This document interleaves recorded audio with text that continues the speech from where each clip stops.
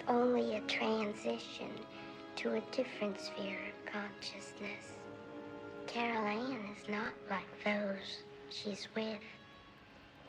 She is a living presence in their spiritual earthbound plane.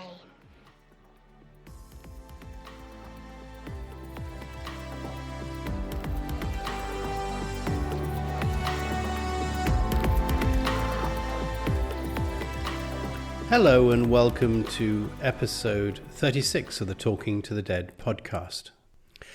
This past week, I must say I felt a little bit sad because it became more and more obvious to me as the week went on that we're sort of coming to the end of this phase of the Talking to the Dead podcast.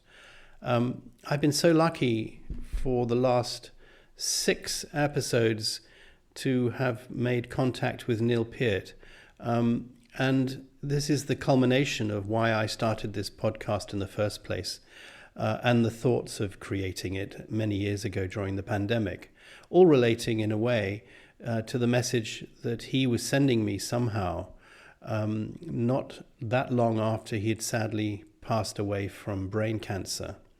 And it was the reading of his book, Ghost Rider, that really inspired me, but was passing a message to me that there had to be some way that I could help him communicate these ideas that we've done, I think, quite brilliantly.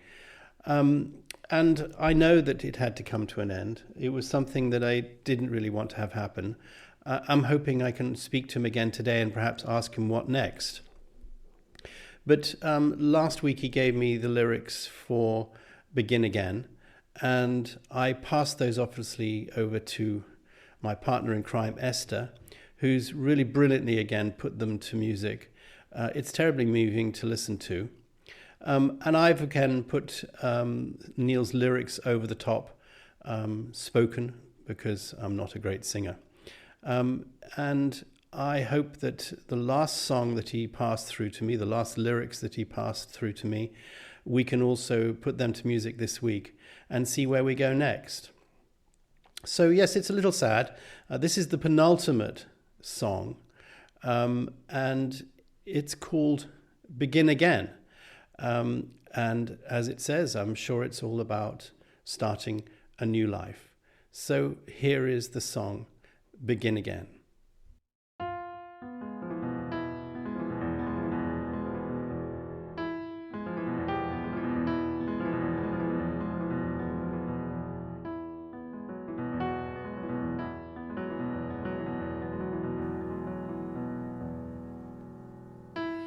I choose new life at the fork in the road.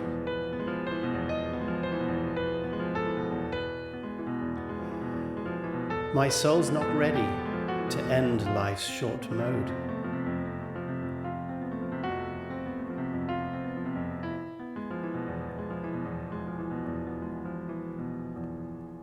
Once all decisions have finally been made, all lives examined, and all teachings obeyed, I can jump upwards then, but I stand on this edge.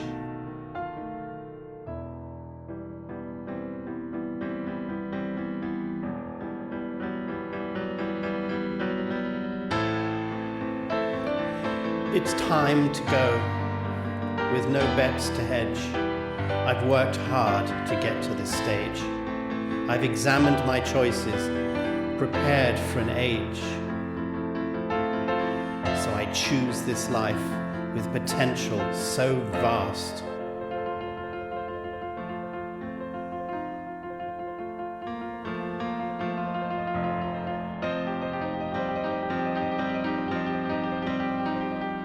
The lessons I learned from the future and past, combined in this new plan with others together, the merging of thoughts, feeling light as a feather. A new force merges, my soul enters life.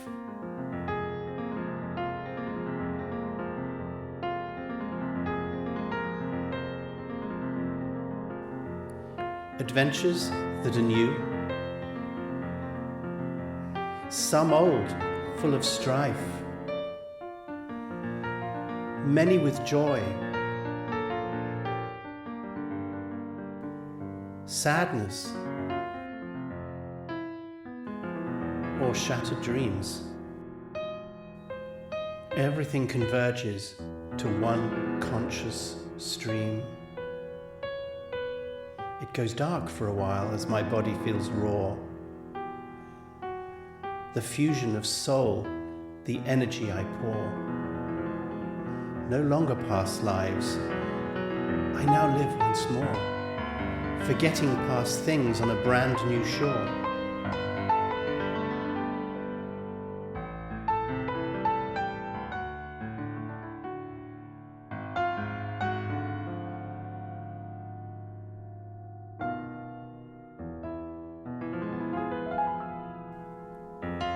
Until death takes me home again with all that I brought.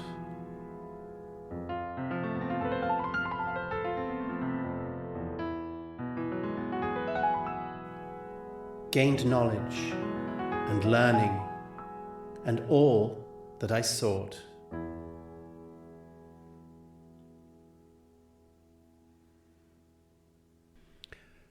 Well, another amazing piece of piano playing from Esther.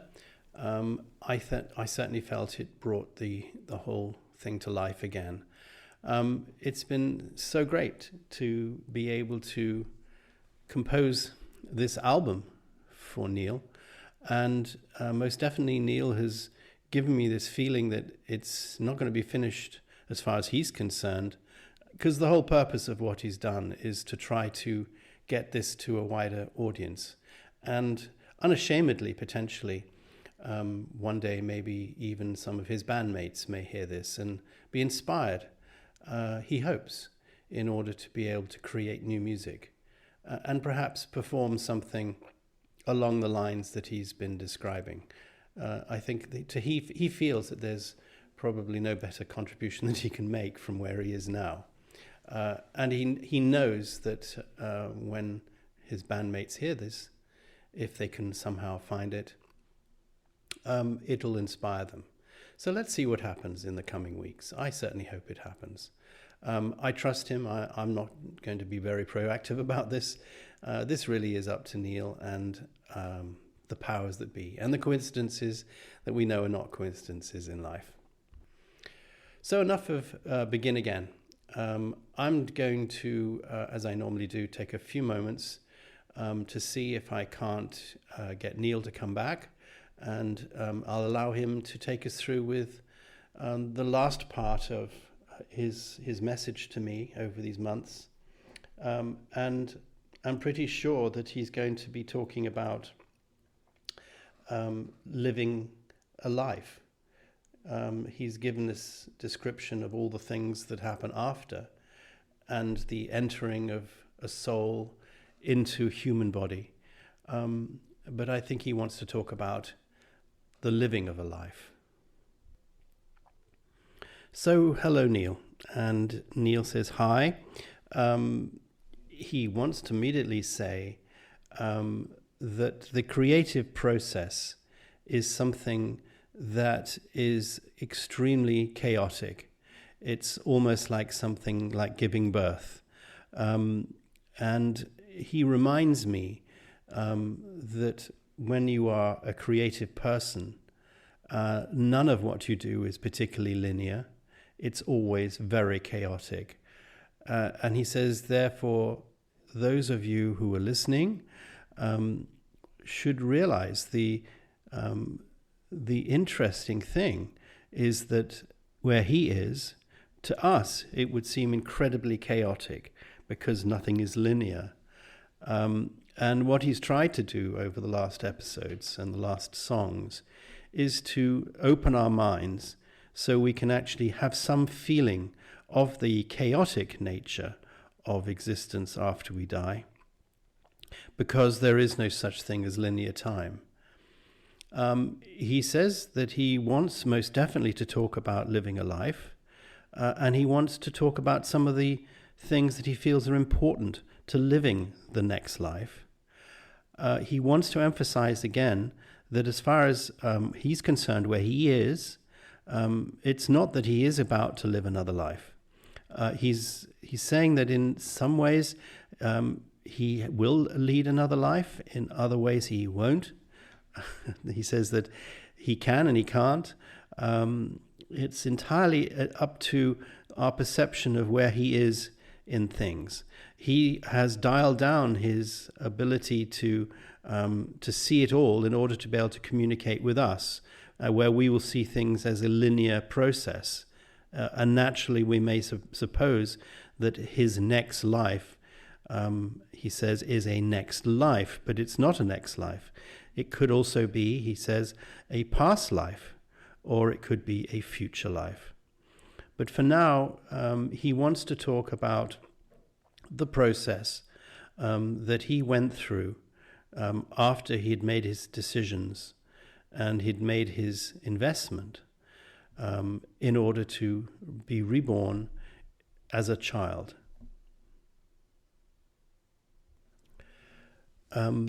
He says at the time that he entered the child was fairly late. It was, as far as he was concerned, about between 6 or 7 months into the pregnancy of the mother. He says now some people choose to go earlier, some people choose to go extremely late. He said it doesn't matter, it's just a sense of preference. He says that one of the first things you have to do as a soul with your energy, entering the life force energy of a child, is to become familiar and to establish a form of communication with it. He says this is not a communication in English, he says, or any language that you would understand. It's partly an introduction, it's a part of welcoming, but it's an inevitability. The soul has been waiting for that life force entity, and that life force entity and energy has been waiting for that particular soul. It's not because it's happened before, it's not that it'll happen again, it's just the destiny was there. The joining was the contract. The joining is inevitable. The joining cannot be stopped. The contract was made, he said. He says that he'll find himself inside the child, and the life will develop.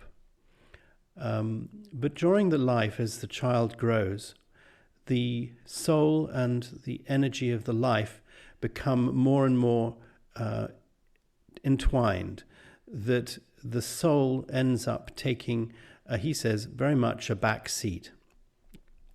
I do like his driving analogies. A backseat role.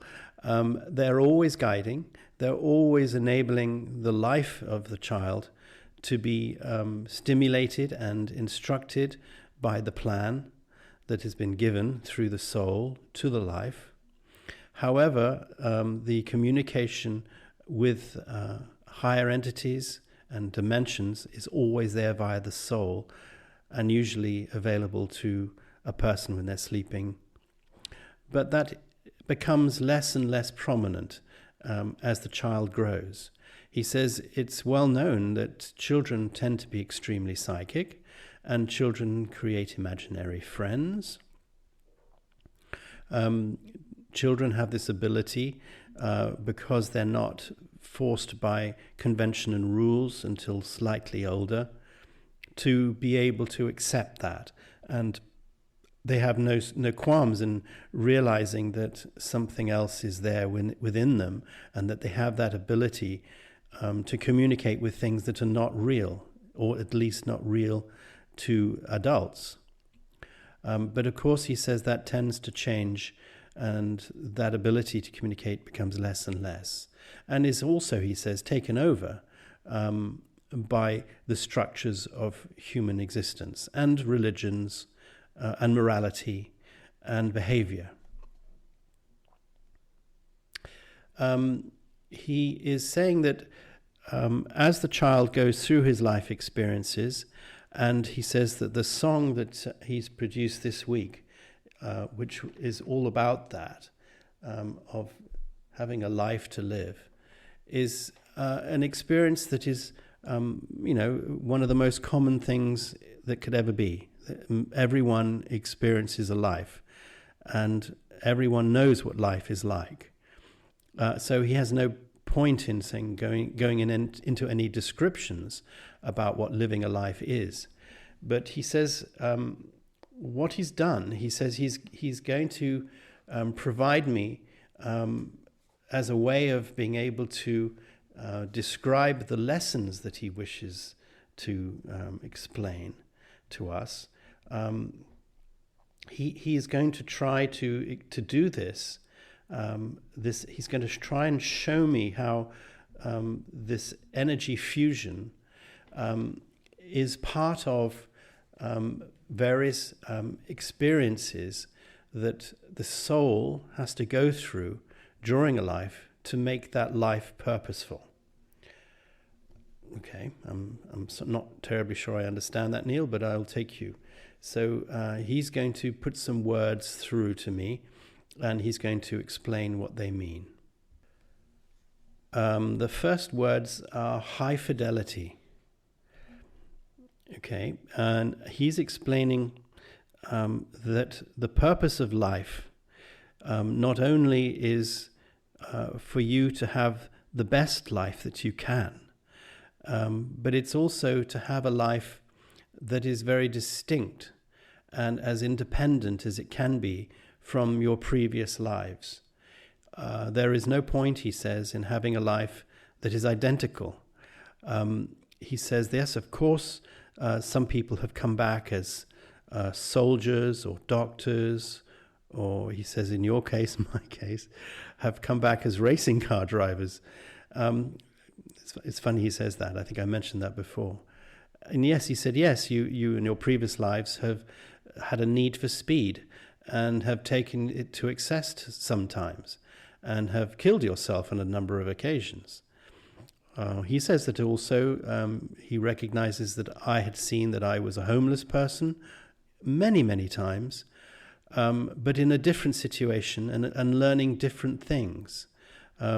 Yes, and that's true, Neil, because I certainly do remember that, I think, again, I mentioned this before, in this life, I was particularly interested and struck by helping homeless people and seeing if I can't recognize their humanity and their need for love and support, no matter what the circumstances were that led them to becoming homeless in the first place. But I also saw the cruelty that people pour on homeless people and the prejudice that is given to them, even though in most cases it's certainly not their fault. A second word, outrageous. He's saying that he's using that word because it's a strong word. It's very important that you live an outrageous life. And that means you try to push yourself as far as you can go. You push all your wishes, all your dreams, everything. You make it as big as you possibly can in order to be able to learn. Pitch. He says that it's important to get the right tone. You have to pitch the life. He's saying that when you've chosen the life, if you like, you made a pitch. You sat around with people who you've known, souls who are there to guide you, who've been your friends and your family and your loved ones for so many lives. He said that you pitched the life that you felt that you could lead before. And when you live your life, you mustn't forget that pitch. You mustn't forget that direction that your life is taking, and try to keep that direction as much as you can, in spite of all the things that will knock you off pitch or cause you to try to change direction.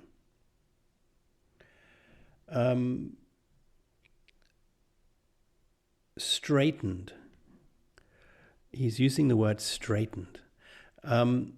He said that it's sometimes important when you're living your life, when you come to a choice and a decision, to decide which way to go. Some of that has been helpful to you because it's kept you alive, it's kept you going in a direction that you feel comfortable for. But it's always, whether it's something that was part of your destiny or something that you've done yourself, it's always been part of keeping you, he says, on the straight and narrow. And it's very important to follow that straight path and not to lose sight that in your life you do have a railway line, if you like, he says, a long road that you're traveling along. And you've got to keep that in mind. No matter how bad things are or how good things are, it is a road to travel. And it does lead to a destination. Whisk, he says, whirlwind. It's like a whirlwind. He's saying that in our life, there will be things that will be like a whirlwind. And he's actually showing me pictures of twisters and things. And he's saying that to many people, these things can come out of nowhere, just like a twister can. And they can completely destroy your house. They can destroy your life. They can destroy everything that you thought was precious. And it's a natural phenomena. And he said that on earth, you call it a natural disaster, and it's an act of God or whatever he says. But whirlwinds are very important processes because they allow you to clear away the clutter of things that have been there. And they're not necessarily a bad thing at all. They allow you to rebuild. He's also reminding me how after all the hurricanes and storms that have battered the United States of America and other Caribbean nations over the years, they all look so terrible in the moment. And although mercilessly, so many people, he says, are not always killed, but they do lose their houses and they lose their livelihoods and they lose everything, apparently. But he says more often than not, if you go back and you see those communities a number of years later, they're completely rebuilt and people have a completely different life or have rebuilt their lives again. Forest fires in California, he says. The whirlwinds in life are there for a reason. They enable the destruction of things and the creation of new things. And he says that's so important. Vehement, he says. This passion, intensity, forcefulness. He says that is, again, such a feature. So important to live your life with passion, with intensity and being forceful. He says it's so many times people said in lives that he's lived that if a job is worth doing well, it's worth doing with passion and intensity. That is a very great expression of how to lead a life. Chill, childlike. He's saying that people forget in their life that to be a child is not a bad thing. To live a chilled life is not a bad thing. Sometimes it's not being chilled all the time. It's not being childlike all the time. But aspects of being a child must never be forgotten when you're grown up. Being a child sometimes is the most wonderful experience because it does allow you to be more in touch with your creative soul. As children, he said, are more in touch with their soul when they're young. If you can become a child again and be simple and be relaxed, your life can have more meaning and more enjoyment. A contemplation.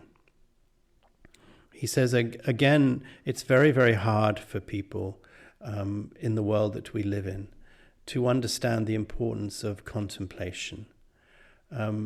He feels that a good life, a life worth living, has to be reflected on.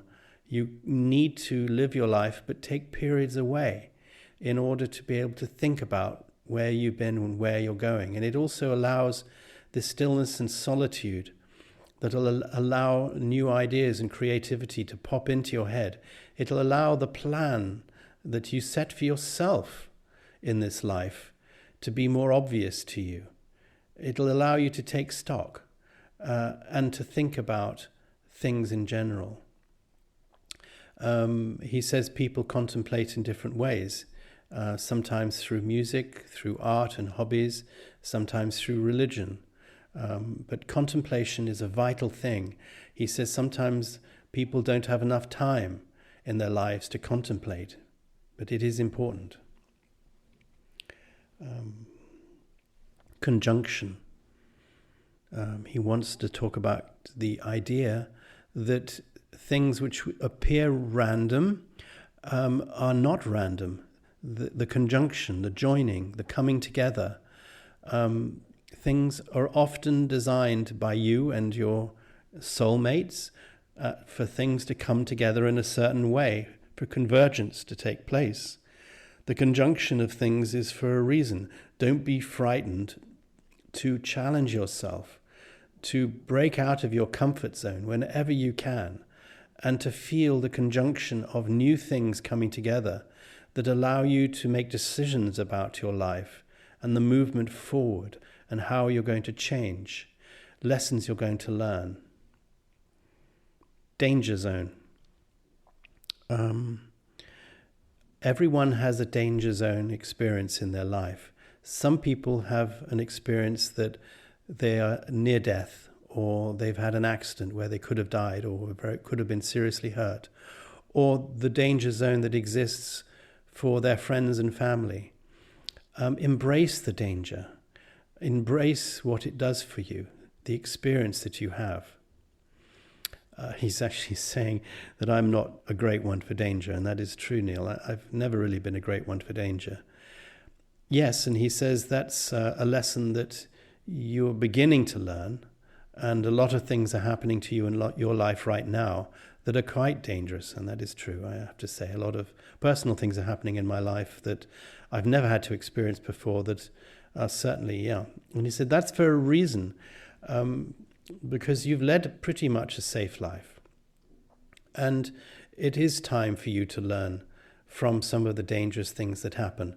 He says nothing bad is going to happen, but you're going to be learning things that are taking you to the edge. But it's only in those moments when things can appear to be really difficult do you really learn the strength and the lessons from that. Being in the danger zone is sometimes the most instructive thing that you can ever have. Displeasure. He says that quite often in our life we seek pleasure.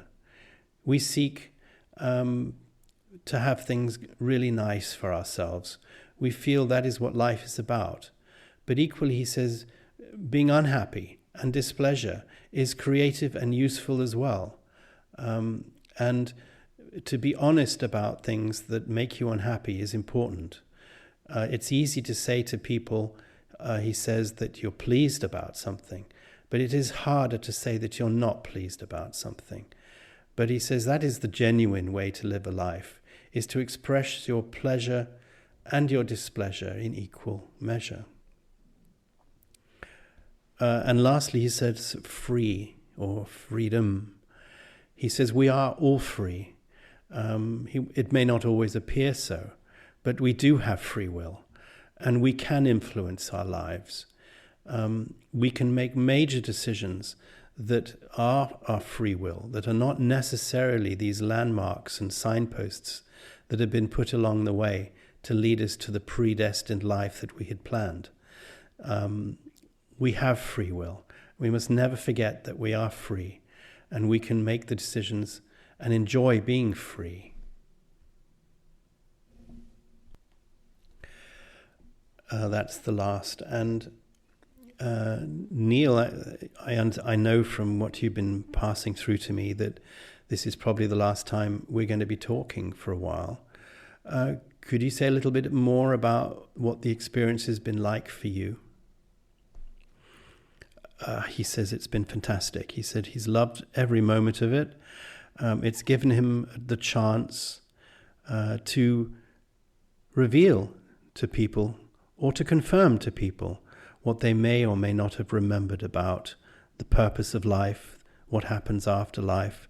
This has been his journey as much as mine, to be able to express that journey from where he is through me and to put it to music and lyrics with some other people. He says he's not been alone. Other people have been involved in the process. He says it's been an incredible pleasure. And he says, as I said earlier, he really hopes that people will take this music and take these words. And of course, it would be such a treasure if this could be interpreted by his friends or family in any way that they feel right.